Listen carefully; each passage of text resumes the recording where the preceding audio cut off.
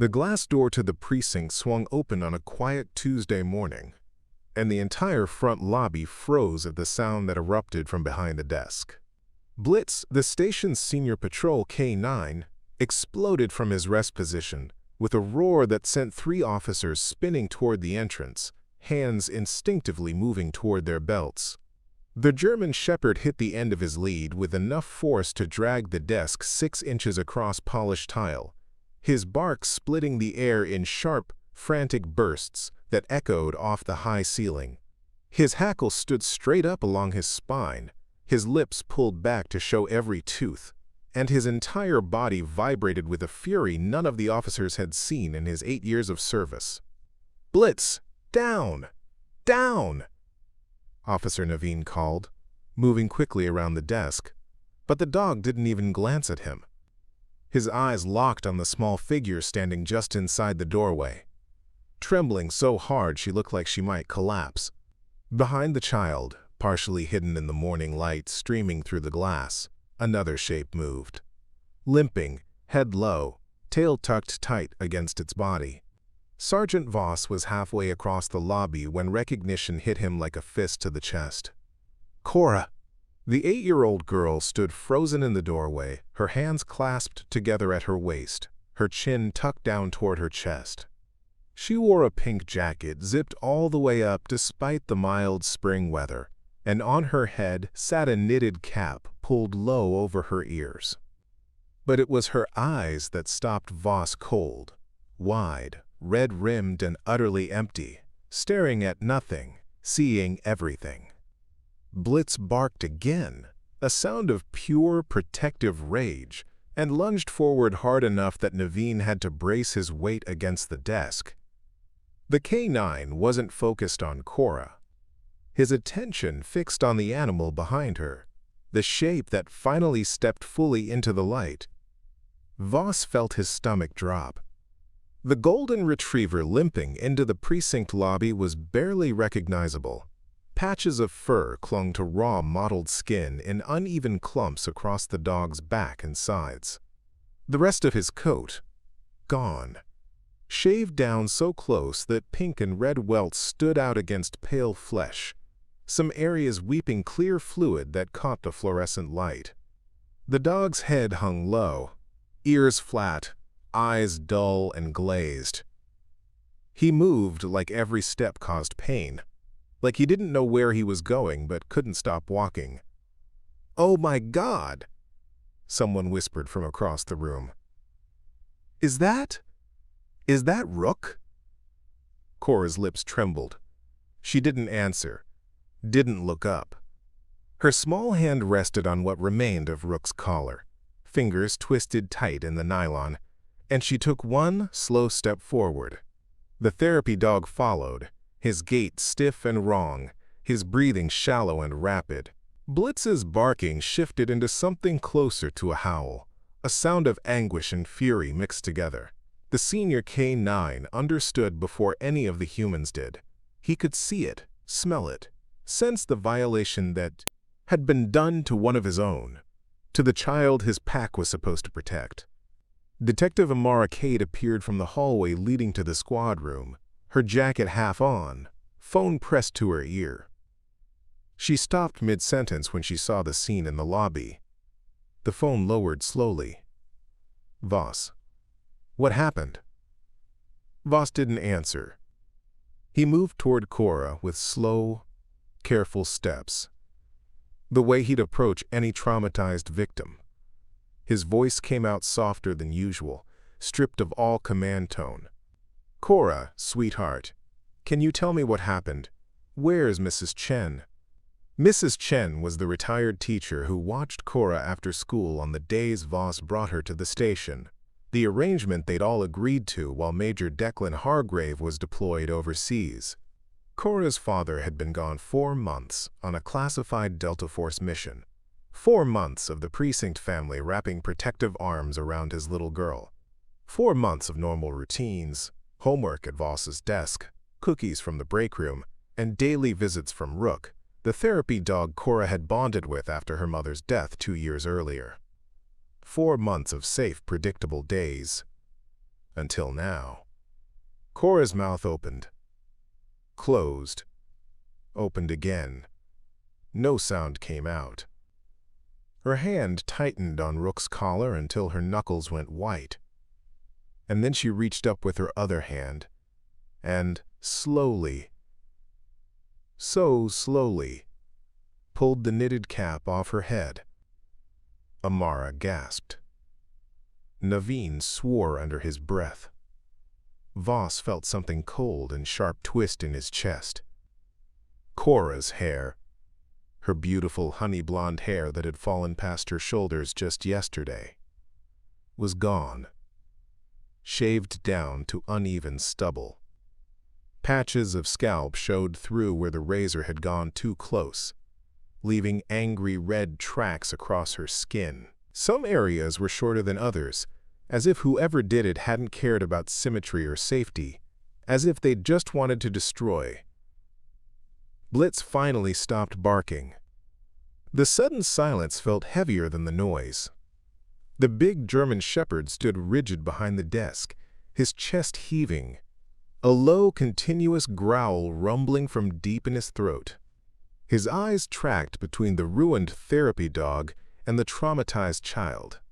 And every officer in that lobby knew exactly what Blitz wanted to do to whoever was responsible. Cora's voice came out as barely a whisper. They said it would be funny. Her chin trembled. A single tear tracked down her cheek. They said everyone would laugh. Voss dropped to one knee in front of her, his training warring with the rage building in his gut. Keep calm. Get information. Help the victim first. Who said that, Cora? Who did this to you? But Cora's eyes had gone distant again. She swayed slightly on her feet, and Rook pressed closer against her leg, despite the obvious pain the movement caused him. The therapy dog's training held even through his trauma. Protect the child. Stay close. Don't leave. Amara was already moving, phone back to her ear, her voice clipped and urgent. I need a medical unit at the station, north entrance, now. Child victim and service animal, both injured. Get Dr. Fenholt from the vet clinic on 5th. Tell her it's an emergency.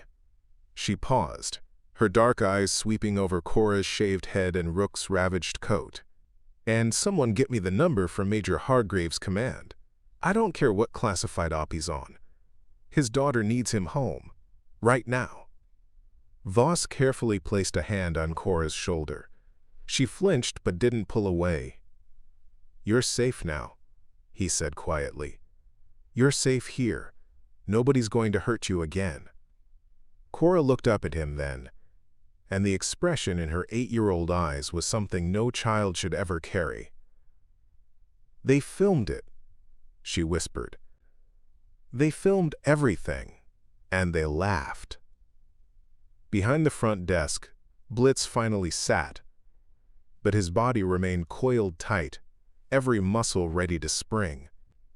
His eyes stayed locked on the door, on the world beyond the glass, on the invisible threat he couldn't bite or chase, but desperately wanted to hunt.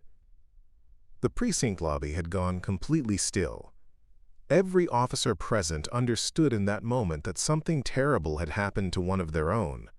And when Major Declan Hargrave finally made it home from whatever battlefield he was on, when he saw what had been done to his little girl and her beloved therapy dog, there would be hell to pay.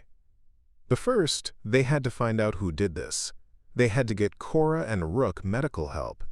They had to piece together what happened in the hours between yesterday afternoon when Cora left the station smiling, and this morning when she walked back through that door looking like her entire world had been shattered. Voss rose slowly to his feet as the sound of approaching sirens filtered through the glass. He looked at Amara. She looked back. No words were needed. They had work to do. The paramedics arrived first, their bright uniforms a sharp contrast against the muted gray walls of the precinct as they moved efficiently through the glass doors. One of them, a woman with kind eyes and gentle hands, knelt beside Cora while her partner assessed Rook with careful, practiced movements.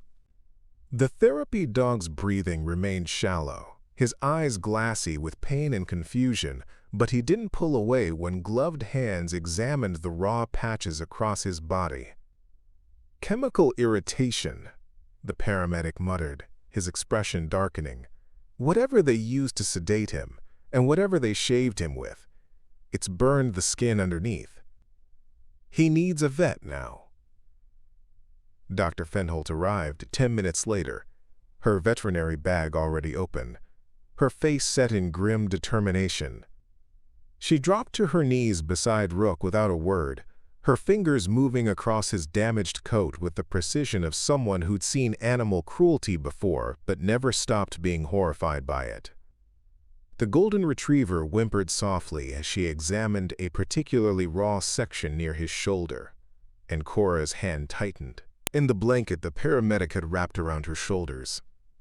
"They selled him down," Cora whispered suddenly, her voice so quiet that Voss had to lean closer to hear.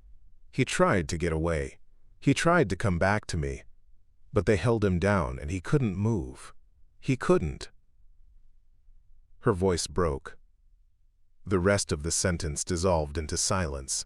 Mara crouched beside the girl, her detective's notebook open but her pen unmoving. "Cora, I know this is hard. I know you're scared. But I need you to tell me everything you remember. Can you do that for me? Can you help us find the people who did this?" Cora's gaze dropped to Rook. The therapy dog had settled onto his side on the cool tile floor, his breathing slightly easier now that Dr. Fenholt had administered something for the pain. His eyes found Cora's. And even through his trauma, even through his own suffering, the connection held. The bond between child and animal that had been forged in grief and loneliness and quiet afternoons in the precinct break room. "There were 3 of them," Cora said finally. Her voice sounded older than 8, older than any child's voice should sound. "Boys, older than me. They said they knew who my dad was. They said he wasn't here to protect me." Voss felt his jaw tighten.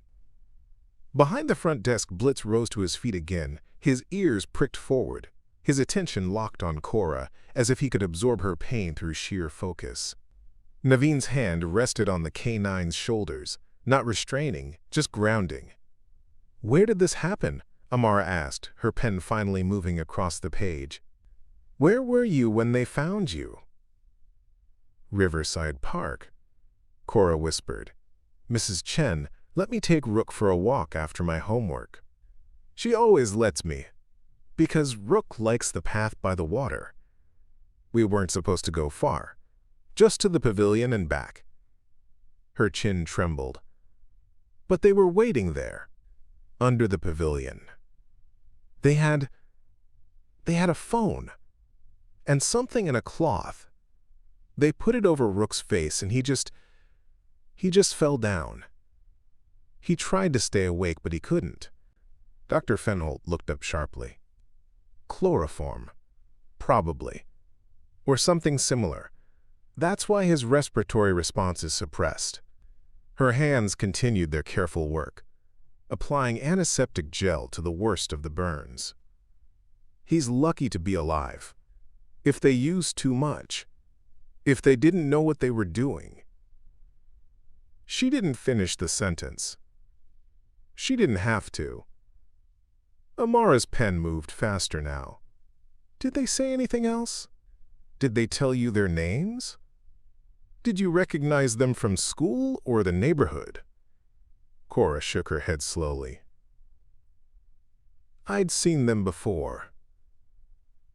At the park. They're always there in the afternoons, smoking and laughing and showing each other videos on their phones. One of them has red hair.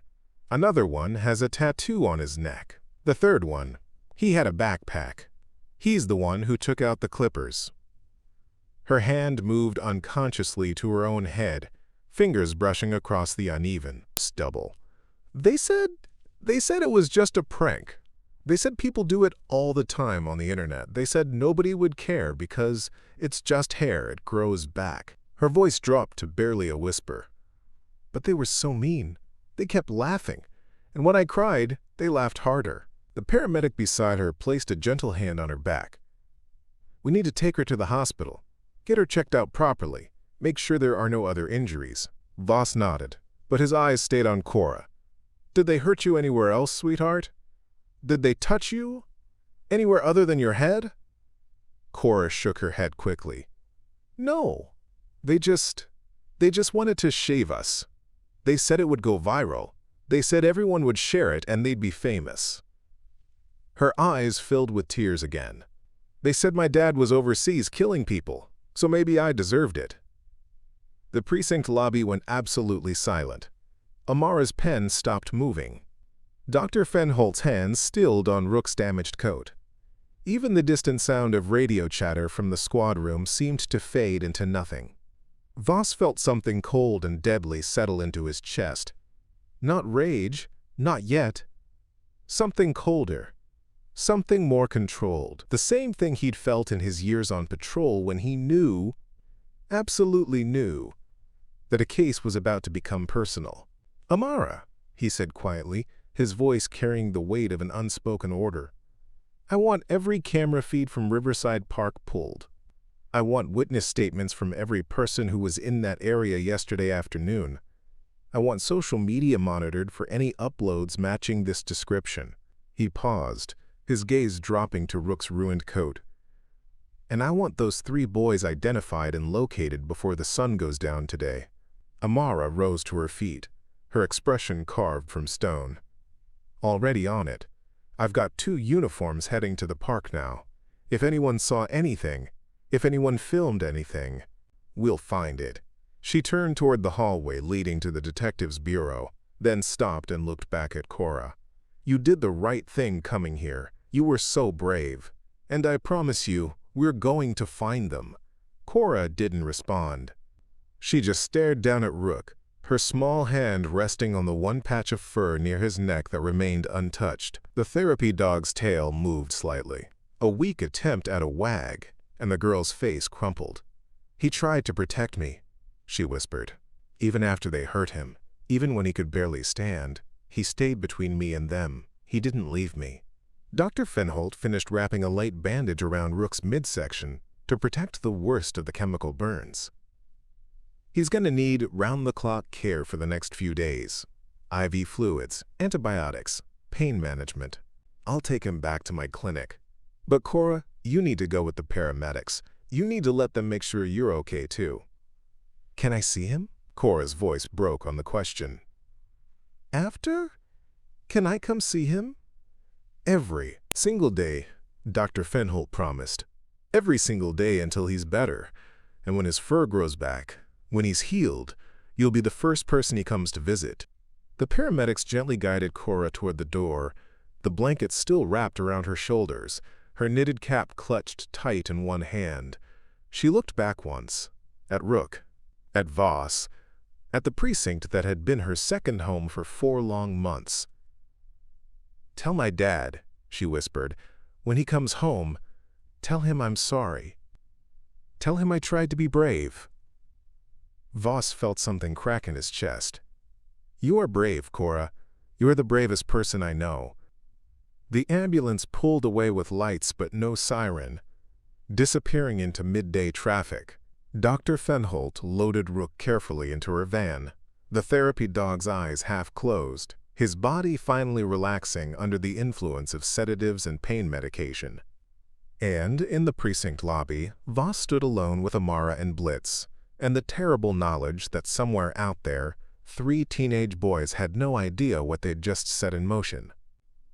Amara returned to the precinct 2 hours later with a tablet in one hand and a look on her face that promised violence. Voss was at his desk, paperwork abandoned, his phone pressed to his ear as he tried for the 4th time to reach someone, anyone, in Major Hargrave's chain of command who could authorize an emergency recall. He looked up when Amara approached, saw her expression, and ended the call without a word. We got them, she said quietly, setting the tablet on his desk. All three: names, addresses, social media profiles, and the video. Voss felt his stomach turn. They posted it? Tried to. Amara's jaw tightened. Uploaded it to 3 different platforms yesterday evening. 2 of them took it down within an hour for violating community standards. The third one, it stayed up for 90 minutes before someone reported it. But by then, she tapped the screen, pulling up a cached copy. By then, it had already been viewed over 15,000 times. Voss stared at the frozen image on the screen. Cora's terrified face. Rook's thrashing body, held down by hands that didn't care about the damage they were causing. And in the corner of the frame, laughter. Audible, cruel, delighted laughter. He didn't press play. He couldn't. Not yet. Who are they? His voice came out flat, carefully controlled. Amara pulled up 3 driver's license photos. Dylan Carrick, 17, lives 2 blocks from Riverside Park. The redhead. He's got a juvenile record. Minor stuff, vandalism and shoplifting. Nothing violent. She swiped to the next image. Chase Pruitt, 16, the one with the neck tattoo. No priors, but his social media is full of prank videos. Most of them involve humiliating strangers for views. Another swipe. And Cameron Voss, no relation, 18 as of last month, which means he's legally an adult. He's the one holding the clippers in the video. He's also the one who captioned the upload. Voss looked up sharply. What did it say? Amar's expression went cold. Quote, military brat learns what happens when daddy's not around to protect her. Dog got the same treatment. Don't mess with the internet. End quote. She paused. He hashtagged it with about 15 different trending tags to maximize visibility. This wasn't just cruelty, Voss. This was calculated. They wanted it to spread. Voss closed his eyes for a moment, breathed in, breathed out. When he opened them again, his voice was steady. Where are they now? Uniforms picked up Carrick and Pruitt an hour ago. They were still at the park, sitting in the same pavilion where they cornered Cora, showing the video to their friends. Amara's lip curled in disgust. They didn't even try to run. Thought they were untouchable. Cameron Voss is at his house. His mother's a lawyer. She's already making noise about unlawful detention and lack of evidence. We have the video, Voss said quietly. We have witness statements. We have the victim's testimony. And we have a therapy dog with chemical burns that match the timeline. He stood, his chair scraping back across the tile. Bring them in, all 3. I want them in interview rooms before the end of the day. Amara nodded, but her hand caught his arm before he could move past her. Voss, there's something else. She tapped the tablet again, pulling up a text thread. We pulled their phones. They were messaging each other last night, after the video started getting reported and taken down. They knew who Cora's father was. They knew he was Delta Force. And they did it anyway. Voss read the messages in silence. His hands didn't shake. His expression didn't change. But something in his eyes went very, very cold.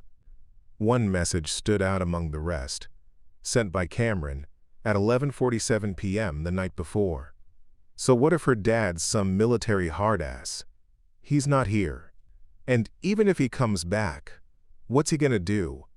We're minors. We'll get a slap on the wrist in community service. Totally worth it for the views. Voss handed the tablet back. Get them here, now. By 4 o'clock that afternoon, all 3 teenagers sat in separate interview rooms, their bravado beginning to crack under the weight of what they'd set in motion.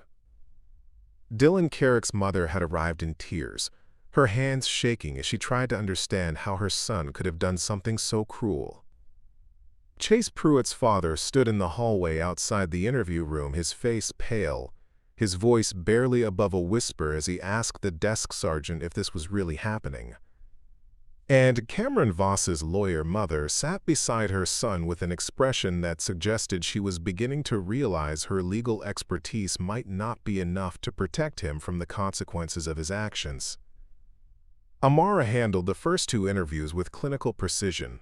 She walked them through the timeline, showed them the evidence, played the video back for them in full, every second of Cora's terror, every moment of Rook's struggle.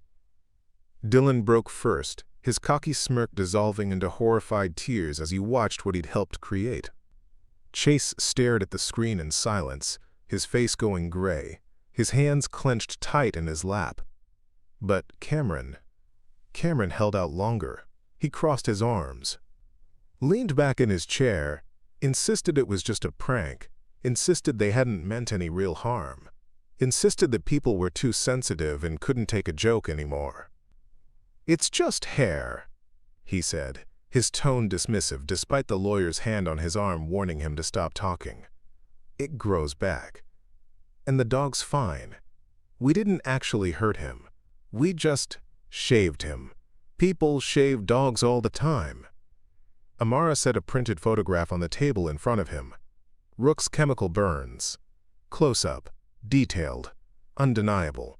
"The veterinarian says he'll have permanent scarring," she said quietly. "The sedative you used nearly stopped his heart, and the chemicals in whatever cheap clippers you bought burned through the top layers of his skin in multiple places.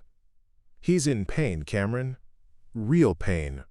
The kind that doesn't just go away because you decide it was a joke." Cameron stared at the photo. His throat worked. For the first time, something that might have been doubt flickered across his face. "And Cora," Amara continued, her voice dropping even lower. 8 years old. Already lost her mother, father deployed overseas. You knew that. You targeted her because of that. Because you thought she was vulnerable. Because you thought no one would stop you." She leaned forward, her hands flat on the table. "Well, someone's going to stop you now. Major Declan Hargrave is being recalled from his deployment as we speak. He'll be here within 48 hours. And when he sees what you did to his daughter, when he sees what you did to the therapy dog that's been helping her process her grief." Amara let the sentence hang in the air, unfinished, weighted with implication. Cameron's lawyer cleared her throat. "Detective, are you threatening my client?" "Not at all," Amara said smoothly, sitting back. "I'm just making sure he understands the full scope of what he's done. Because this isn't just assault and animal cruelty anymore. The moment you uploaded that video with malicious intent targeting the family member of active military personnel, you opened the door to federal charges, cyberstalking, harassment, conspiracy, and because you just turned 18, she paused. You won't be tried as a minor, you'll face adult sentencing." The color drained from Cameron's face. His mother's hand tightened on his arm. And in that moment, in the silence that followed Amara's words, the reality of what they'd done finally began to sink in. Outside the interview room, Voss stood with his arms crossed, watching through the one-way glass. Beside him, Blitz sat at attention, his dark eyes fixed on the teenager beyond the glass as if he could see straight through to the cowardice underneath the bravado. "They're just kids," Naveen said quietly from behind them. "Stupid, cruel kids, but still kids." Voss didn't turn around. They stopped being kids the moment they decided to hurt someone weaker than themselves for entertainment. His voice carried no emotion, just cold, factual assessment. Now they get to learn what accountability looks like. His phone buzzed in his pocket. He pulled it out, glanced at the screen, and felt something shift in his chest. A single text message from an unlisted number. "Wheels up in 6 hours. I'll be there by Wednesday morning. Tell Cora I'm coming home." Voss showed the message to Amara when she emerged from the interview room. She read it once, twice, then looked up at him with an expression somewhere between relief and apprehension. "Well," she said quietly, "now it gets real. Wednesday morning arrived with gray clouds and the kind of heavy silence that settles over a precinct when everyone knows something significant is about to happen. Voss had been at his desk since before dawn, paperwork spread in front of him that he hadn't actually read, his coffee gone cold in its mug. Across the bullpen, Amara worked through digital evidence files with the kind of focused intensity that came from knowing every detail mattered, every timestamp, every cached image, every metadata tag that would hold up in court. The three teenagers had been formally charged the previous evening. Dylan Carrick and Chase Pruitt faced juvenile proceedings for assault, animal cruelty, and conspiracy. Cameron Voss, because he'd crossed that invisible line into legal adulthood just weeks before, faced adult charges that carried real prison time. His lawyer mother had stopped arguing about unlawful detention. Instead, she'd shifted to damage control, quietly asking about plea deals and reduced sentencing in exchange for cooperation. None of it felt like enough. Cora had been released from the hospital with a clean bill of health. Physically, at least. No injuries beyond the obvious. No signs of assault beyond the violation of having her hair forcibly shaved. But the pediatric counselor who'd evaluated her had used words like trauma response and dissociative behavior, and recommended immediate therapy to process what had happened. Mrs. Chen had taken her home to the small apartment she shared with her father, the apartment that felt too empty without him, and Cora had barely spoken since. Rook remained at Dr. Fenholt's clinic under round-the-clock observation. The chemical burns were healing slowly under aggressive treatment, but the scarring would be permanent. Patches of fur might never grow back properly. The therapy dog's physical recovery would take weeks, but his emotional recovery, the damage done to his trust and his sense of safety, that timeline remained uncertain. Voss glanced at the clock. 06:43. Major Hargrave's transport had landed at the airfield 30 minutes ago. He'd be here soon, still in whatever gear he'd been wearing when the recall order came through, exhausted from hours of military transport flights, running on adrenaline and the kind of controlled fury that Special Forces operators learn to channel into cold precision. "How do you think he's going to handle this?"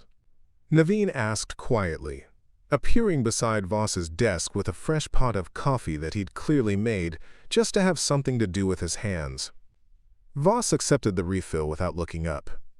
"He's Delta. He'll handle it the way he handles everything. Assess the situation, identify the threat, neutralize it within the bounds of whatever rules apply." He paused. "The question is whether those bounds include letting me be in the room when he sees the video." "You showed him already?" Amara's voice came from across the bullpen, sharp with concern. "Voss, we talked about this. He needs to see Cora first. He needs to be with his daughter before we—" "I haven't shown him anything," Voss interrupted, his tone flat. "But he'll ask. The moment he walks through that door, the moment he sees us, he'll ask what happened. And I'm not going to lie to him. I'm not going to soften it. He deserves to know exactly what was done to his little girl." The glass doors at the front entrance swung open, and the entire precinct seemed to hold its breath. Major Declan Hargrave moved through the lobby with the economical efficiency of someone who'd spent the last decade learning to cover ground without wasted motion. He wore desert fatigues, still dusty from whatever forward operating base he'd been pulled from, his tactical pack slung over one shoulder, boots laced tight and worn from months of hard use. His face carried the kind of exhaustion that went bone deep, the lines around his eyes etched darker than they'd been 4 months ago, but his gaze remained sharp and clear as it swept across the familiar space. He found Voss immediately, crossed the distance between them in 5 strides, and when he spoke, his voice carried the rough edge of someone who'd been shouting orders over gunfire and helicopter rotors for too long. "Where is she?" Voss stood, met the Major's eyes without flinching. "Mrs. Chen's apartment. She's physically unharmed, no injuries beyond." He stopped, gestured toward the conference room. "We should talk in private." Declan's jaw tightened. "I want to see her first." "You will," Voss said quietly. But there are things you need to know before you do. Things that will help you understand what she's been through, what she's going to need from you when you walk through that door." For a long moment, Declan didn't move. His hands remained loose at his sides. Not clenched, not reaching for weapons that weren't there. Just still. The kind of stillness that came before explosive action. Then he nodded once, sharp and controlled, and followed Voss into the conference room. Amara was already there, her tablet cued to the erupts case file, her expression professionally neutral in the way detectives learn to be when delivering terrible news to family members. She waited until Declan dropped his pack beside a chair and sat. Waited until Voss closed the door, and then she began. She walked him through the timeline with clinical precision. Riverside Park. The pavilion. The 3 teenagers. The sedative used on Rook. The clippers. The video. The upload. The federal implications. She showed him photographs of Rook's injuries, medical reports from the vet clinic, witness statements from park visitors who'd seen the aftermath but not the attack itself. Declan absorbed it all in silence. His expression never changed. His hands remained flat on the conference table, motionless. Only his eyes moved, tracking from one piece of evidence to the next, processing information the way he'd been trained to process battlefield intelligence. When Amara finished, she slid the tablet across the table toward him. "The video is here. Cached copy from the platform before it was taken down. You don't have to watch it. We have enough evidence without—" "Show me." His voice carried no emotion, just flat command. Amara's finger hovered over the play button. She glanced at Voss. He gave a small nod. And then she pressed the screen, and the conference room filled with the sound of teenage laughter and a little girl's terrified crying. Voss watched Declan's face as the video played, watched for the moment control would slip, for the rage that any father would feel seeing his child violated and humiliated. But the Major's expression remained absolutely still, carved from stone, locked down behind years of training that taught operators to compartmentalize emotion until the mission was complete. Only his hands moved, slowly, incrementally, curling into fists against the table surface, knuckles going white, tendons standing out along his forearms. But his breathing stayed even. His gaze stayed locked on the screen. And when the video finally ended, when the last frame froze on Cameron's laughing face and the hashtag scrolling below, Declan reached out and calmly closed the tablet. "You have them in custody." It wasn't a question. "All 3, Amara confirmed. "Charged and arraigned. Cameron Voss is being tried as an adult. The other 2 are in the juvenile system. We're pushing for maximum sentencing across the board. And because of the federal angle, because they targeted your family specifically and used interstate communication to distribute the content." She trailed off, let him fill in the blanks. Declan's hands slowly uncurled. He pressed his palms flat against the table again, breathed in once, breathed out. "I want to see them." Voss had been expecting this. "No." The Major's eyes snapped to his. "Sergeant." "You're not thinking like Cora's father right now," Voss said quietly. "You're thinking like a Delta operator who just identified enemy combatants. And I understand that. I understand exactly what you want to do to those boys. But if you go into those interview rooms, if you say or do anything that their lawyers can use to claim intimidation or coercion, you could jeopardize the entire case." Declan's jaw worked. Something dangerous flickered behind his eyes. "They hurt my daughter. They filmed it. They posted it for the world to see. And you're telling me I can't.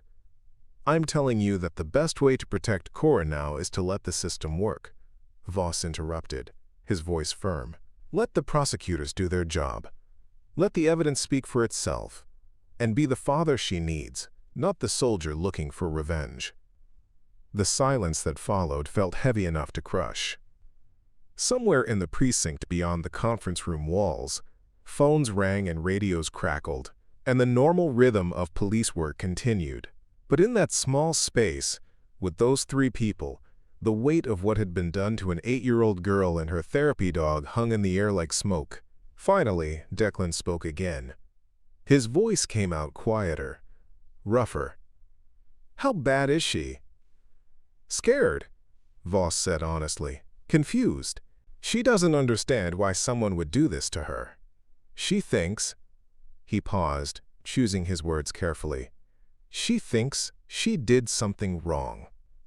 She thinks maybe she deserved it because of what those boys said about you, about your work overseas." Declan closed his eyes. His hands pressed harder against the table. "She's 8 years old. I know. She's just a little girl who lost her mother and misses her father and found comfort in a therapy dog who helped her feel safe again." His voice cracked slightly on the last word. "And they took that from her. They took her hair and her sense of security, and they filmed her terror for entertainment." "Yes," Amara said quietly. "They did." Declan opened his eyes, looked at Voss, then at Amara. And when he spoke again, his voice carried the weight of every mission he'd ever run, every decision he'd ever made, every line he'd ever walked between duty and conscience. "Where's the dog?" Dr. Fenholt's clinic occupied a converted brick building 3 blocks from the precinct, its waiting room lined with photographs of grateful animals and their owners. Testaments to surgery survived and illnesses conquered. But when Declan walked through the door that morning, still in his dusty fatigues, the usual cheerful atmosphere felt muted, respectful, as if the building itself understood that something more serious than routine care was happening within its walls. The veterinarian met him at the front desk, wiping her hands on a towel, her expression carrying the particular weariness that came from spending 72 hours fighting to save an animal who'd been deliberately harmed. She took in his appearance, the military bearing, the exhaustion, the carefully controlled tension in his shoulders, and nodded once. "Major Hargrave, I've been expecting you." Declan's voice came out rough. "How is he?" Dr. Fenholt gestured toward the back hallway. "Stable. The chemical burns are responding to treatment better than I'd hoped. His vitals are strong, but—" She paused, choosing her words with the same care Voss had used earlier. "The physical damage will heal. The psychological damage, that's harder to predict. Therapy dogs bond deeply with the people they're assigned to help. When that bond is violated, when they're hurt while trying to protect their person—" She didn't finish, didn't need to. Declan followed her through the hallway into a recovery room where soft lighting filtered through frosted windows. Rook lay on a padded mat in a large kennel, his body wrapped in light bandages that protected the worst of the burns. His eyes opened when they entered, tracked toward Dr. Fenholt with dull recognition, then shifted to Declan. For a moment, the golden retriever went absolutely still. His ears pricked forward slightly. His nose worked, processing scents, fatigues that still carried desert dust, weapon oil that had soaked into fabric over months of use, and something deeper, something familiar. The scent of home. The scent that clung to Cora's clothes and hair, and the apartment where Rook had spent countless hours helping a grieving child find comfort. Declan dropped to one knee beside the kennel, moving slowly, his hands visible and empty. "Hey there, buddy," he said quietly. "I hear you've been taking care of my girl." Rook's tail moved once, a weak thump against the padded mat, and something that might have been recognition flickered in his glazed eyes. He tried to lift his head, failed, settled back with a soft whine that carried more exhaustion than pain. Declan's jaw tightened. His hand moved through the kennel bars, fingers gentle as they found the one patch of undamaged fur near Rook's collar. "I'm sorry," he whispered. "I'm sorry I wasn't here. I'm sorry you had to protect her alone." His voice dropped even lower. "But you did. You stayed with her. You didn't leave. And that means everything." Dr. Fenholt cleared her throat softly.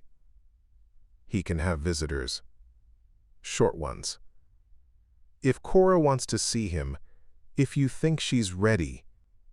"She asked about him every hour," Declan said, his hand still resting on Rook's neck.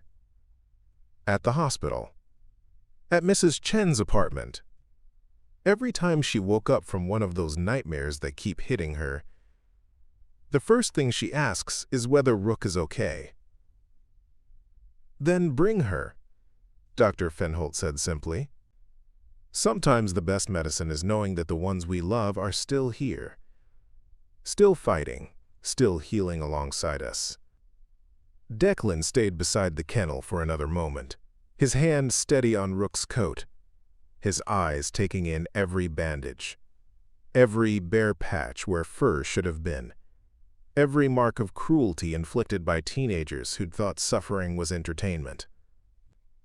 Then he stood slowly, his expression settling back into the controlled mask he'd worn since walking into the precinct. "Thank you for saving him," Dr. Fenholt nodded. "Thank Voss. He got him here fast enough that we had a chance." "Another hour," she shook her head. "The sedative alone could have killed him. The chemical burns were just making everything worse." Declan's hands curled briefly into fists at his sides, then relaxed. "I need to see my daughter now." The walk to Mrs. Chen's apartment took 15 minutes through streets Declan had walked 1,000 times before his deployment. The familiar coffee shop on the corner. The playground where he'd pushed Cora on swings when she was small enough to squeal with delight at the sensation of flying. The crosswalk where they'd practiced looking both ways until it became automatic. Everything looked the same, felt the same, except for the weight he now carried, knowing what had happened here while he was gone. Mrs. Chen opened the door before he could knock. Her elderly face creased with relief and sorrow mixed together. "Major. Oh, thank God you're home."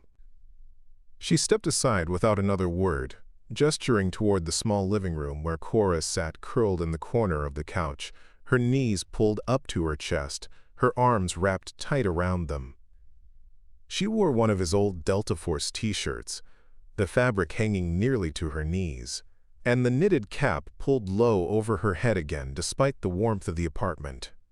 She looked so small, so fragile, so utterly unlike the confident little girl who'd kissed him goodbye 4 months ago, with promises to be brave and do her homework and take care of Rook until he came home. "Cora," he said softly. Her head lifted, her eyes found his, and for a terrible moment she just stared at him as if she couldn't quite believe he was real, as if he might disappear again if she blinked. Then her face crumpled, and she launched herself off the couch with a sob that seemed to tear out of her chest. Declan caught her before she hit the ground, his arms closing around her tiny frame, one hand cradling the back of her head, knitted cap and all, while she buried her face against his shoulder and cried with the kind of desperate, broken sounds that no 8-year-old should ever make, her hands fisted in his fatigues. Her entire body shook, and he held her through it all, absorbing every tremor, every gasping breath, every wave of terror and relief and grief that she'd been holding back since the moment those boys had cornered her in the park. "I've got you," he whispered into her hair. "I've got you, baby girl. I'm here now. I'm here, and nobody's gonna hurt you again." She cried until she had nothing left, until her body went limp in his arms, and her breathing slowed to hitching gasps. And when she finally pulled back enough to look at him, her eyes red and swollen and exhausted, she whispered the words that had been eating at her for 3 days. "I tried to stop them, Daddy. I tried to make them let Rook go, but they were too strong, and I wasn't brave enough, and stop." His voice came out firm but gentle. "You were brave enough. You did everything right. You survived. You got yourself and Rook back to safety. And that took more courage than anything I've ever done on any battlefield."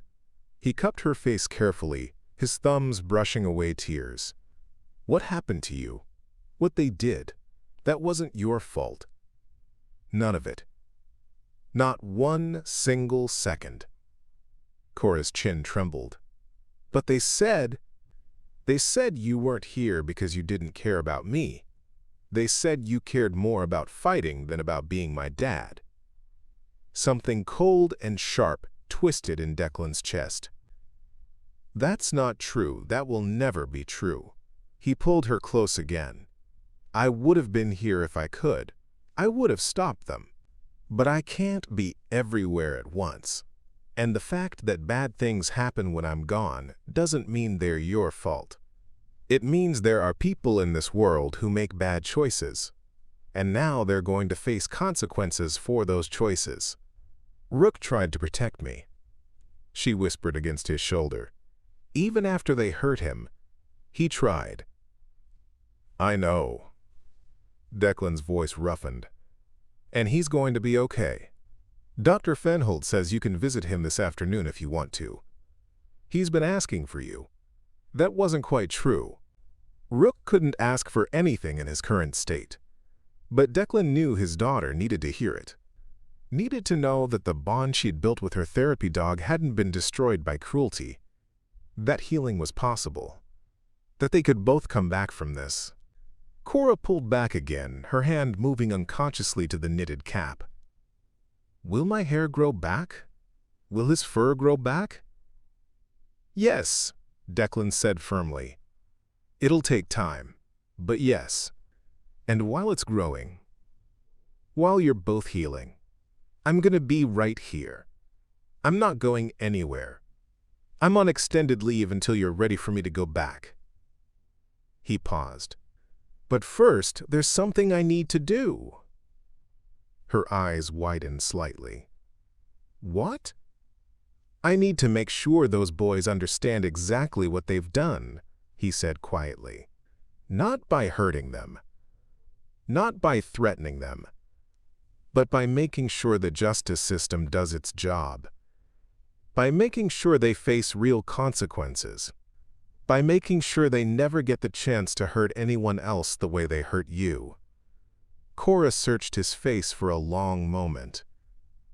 Then she nodded slowly and curled back against his chest, her small body finally beginning to relax for the first time in days.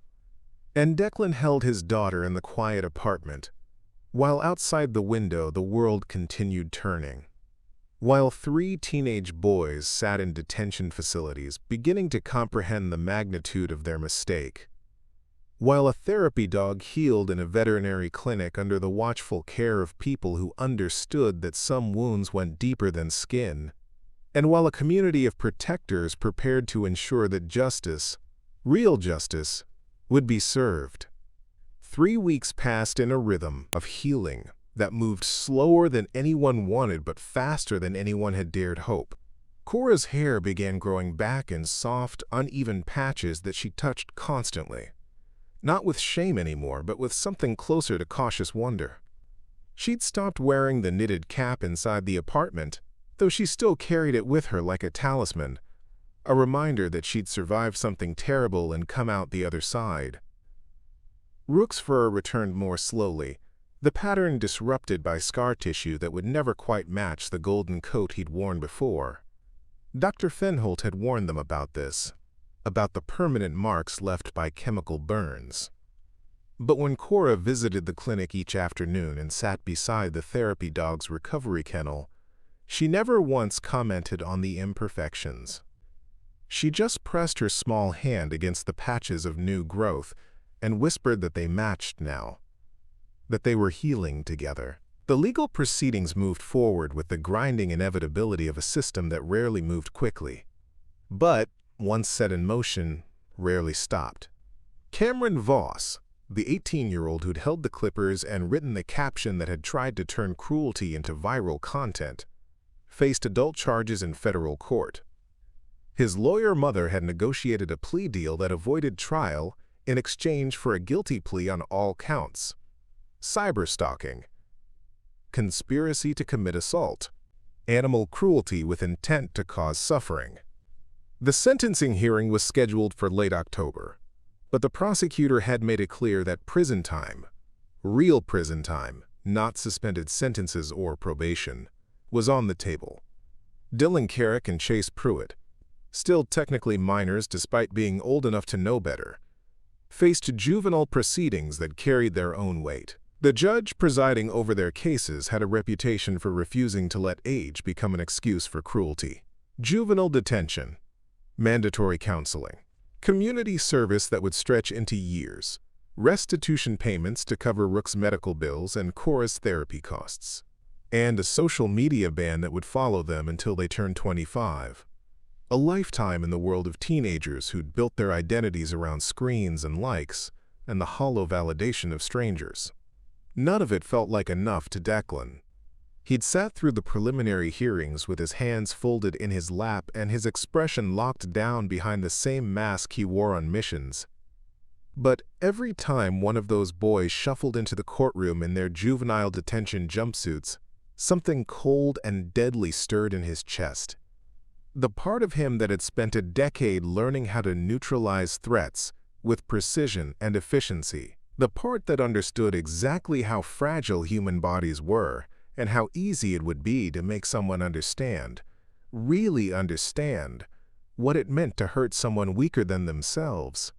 But he never acted on it, never let that mask slip, because Voss had been right. The best way to protect Cora now wasn't through revenge, it was through being present, being steady, being the father she needed while she learned to feel safe again. He'd taken extended leave from Delta, 6 months, with the option to request more if necessary. His commander had approved it without hesitation, understanding that some missions took place far from battlefields and required different kinds of courage. So Declan had traded his tactical gear for jeans and t-shirts, his weapon maintenance routines for school drop-offs and therapy appointments, his focus on overseas operations for the smaller, harder work of helping his daughter process trauma one careful conversation at a time. The nightmares still came. Not every night anymore, but often enough that he'd learned to recognize the sound of her breathing changing in the room down the hall. The small, frightened whimpers that meant she was back in that pavilion, held down by hands that didn't care about her fear.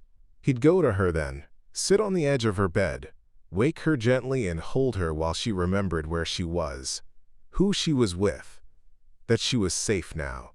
And slowly, incrementally, the nightmares began to lose their grip.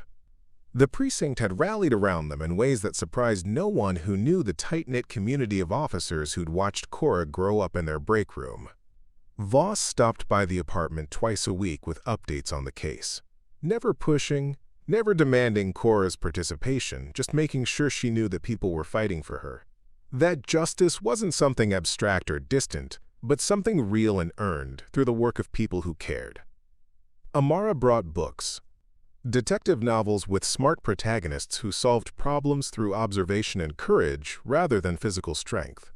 Stories about people who'd survived hard things and come out stronger. Cora devoured them in the evenings, curled up on the couch beside her father, her fingers absently stroking the pages while Declan pretended to watch television and actually just watched her, memorizing the small signs of healing.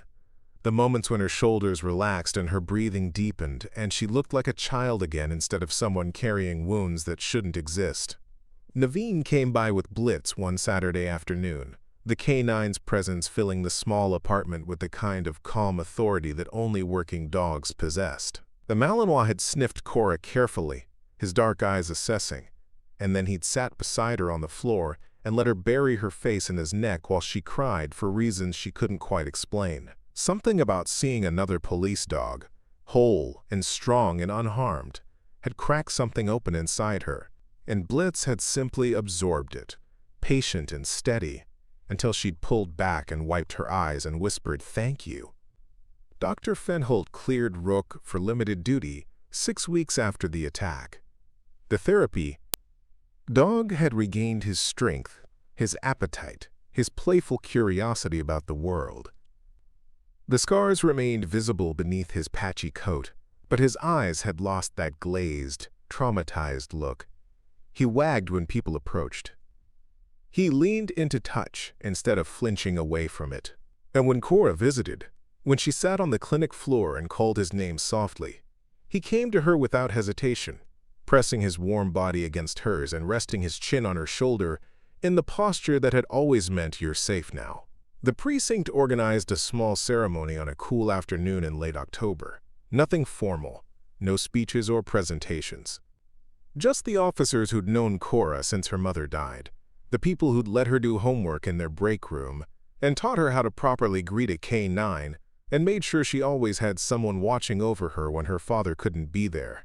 They gathered in the parking lot behind the station, forming a loose circle, and Voss brought Rook out on a new lead.